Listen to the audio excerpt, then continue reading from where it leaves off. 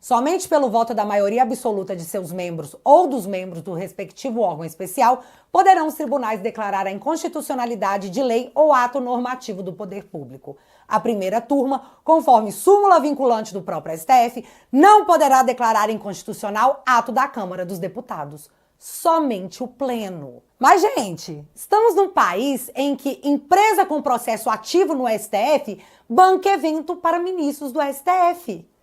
Né, Barroso? Estamos num país em que o STF descumpre prazos de lei e omite duração de sigilo sobre voos de ministros usando aviões da FAB, bancado por todos nós. E apesar do Hugo Mota ter dado uma declaração dizendo que estão estudando como responder o STF, já me assopraram que a Câmara vai sim recorrer da decisão, o que gera, no mínimo, um constrangimento.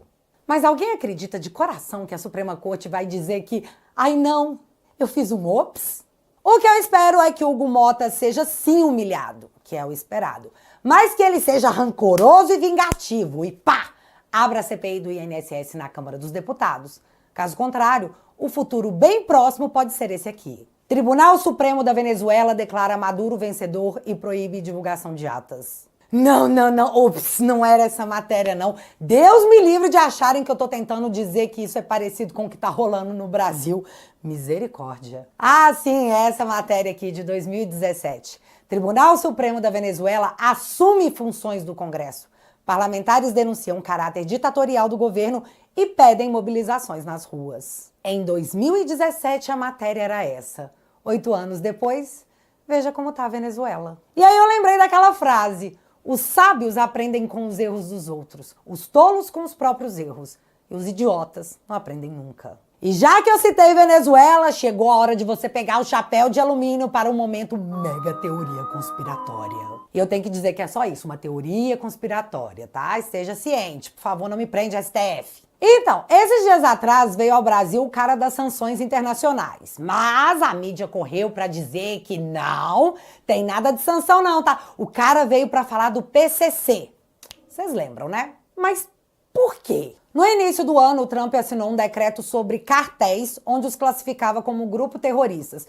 E esse fato abriria espaço para sanções ao Brasil. Essa classificação enquadrou diretamente o grupo venezuelano Tren de Aragua e Vara Salvatrucha, em El Salvador, como organizações terroristas. Mas a comitiva americana deu de cara com um país que se recusou a classificar tanto o PCC como o Comando Vermelho como terroristas.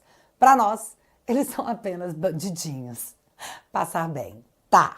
Na noite de segunda-feira, o Trump determinou que os cidadãos americanos deixassem a Venezuela no nível de risco 4, que significa perigo extremo de detenções injustas de americanos, risco de tortura, terrorismo e outros crimes. Ao que tudo indica, Trump, que certa vez ofereceu milhões pela captura do Maduro, agora vai atuar em cima do narcotráfico na Venezuela. Pois, como acabamos de ver, o equivalente ao PCC de lá já é considerado um grupo terrorista que está aparecendo também nos Estados Unidos. Conclusão, Tio Sam começou a se movimentar para bater forte em bandidinhos ilícitos que aparecerem nos Estados Unidos.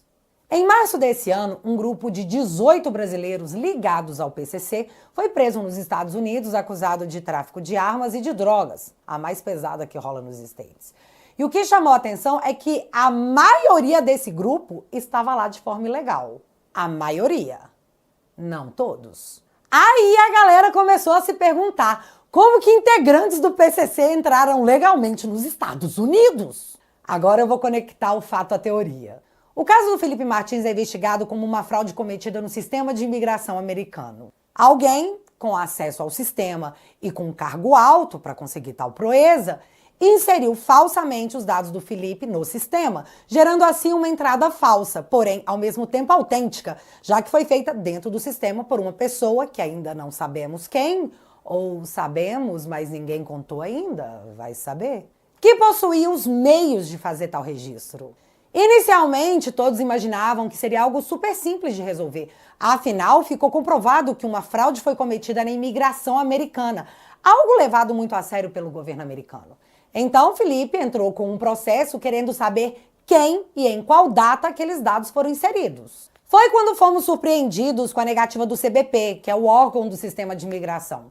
Além de uma tentativa de resolver tudo administrativamente, sem precisar envolver a justiça. coisa que o Felipe negou e foi pro pau.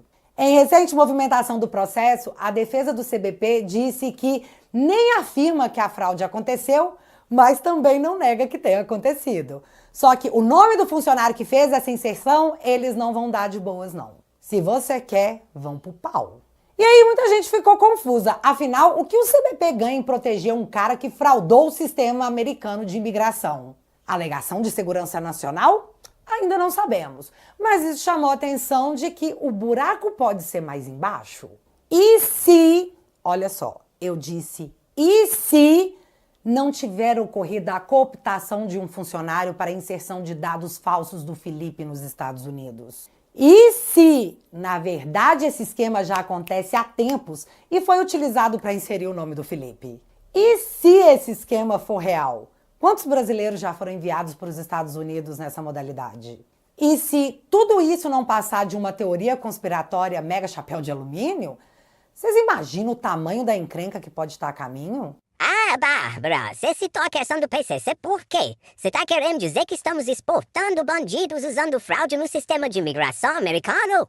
Não, longe de mim. Eu só fiquei impressionada com o time que as coisas acontecem em Brazuela. Pegaram integrantes do PCC nos Estados Unidos que entraram de forma legal, vieram para o Brasil tentar classificar o PCC como terroristas e receberam uma negativa. Lula foi para a Rússia com Maduro encontrar outros ditadores, enquanto a Venezuela estava lavando petróleo para a China usando o nome do Brasil. Aí os Estados Unidos mandou americanos saírem da Venezuela, enquanto no mesmo dia o CBP disse que não vai dar amigavelmente o nome da pessoa que fraudou a entrada do Felipe nos Estados Unidos. E no meio disso tudo, eu só lembro do Gilmar Mendes falando que, nossa, se um golpe tivesse acontecido, hoje não estaríamos numa democracia. E é isso, gente. Mega teoria chapéu de alumínio, né? Mais que o Felipe Barros, presidente da Comissão das Relações Exteriores e Defesa Nacional, se encontrou nessa segunda-feira com Mike Pence, isso aconteceu 100%. E agora você me conta aqui nos comentários, essa teoria pra você é mega chapéu de alumínio? Euzinha não darei minha opinião. Certa vez eu disse que o Lula andava com ditadores e eu fui processada pelo Zanin, ex-advogado do Lula, atual ministro do STF. Então, minha opinião foi criminalizada pela democracia tupiniquense. Ou brazuelana, o que não deixa de ser triste. Acontecendo alguma coisa de relevante ou irrelevante, a gente volta. Beijos, galera! Fui!